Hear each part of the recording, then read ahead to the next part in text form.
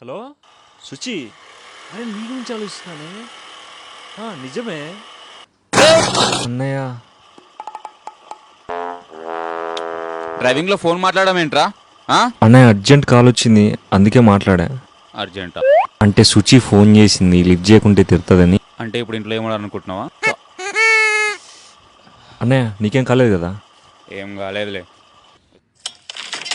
అన్నయ్య నాన్నకు చెప్పొద్దురా ప్లీజ్ రా. రే చెప్పకపోయినా తెలిసిద్ది కదరా, ఆయన ఇప్పుడు బయటికి వెళ్తాడు కదా.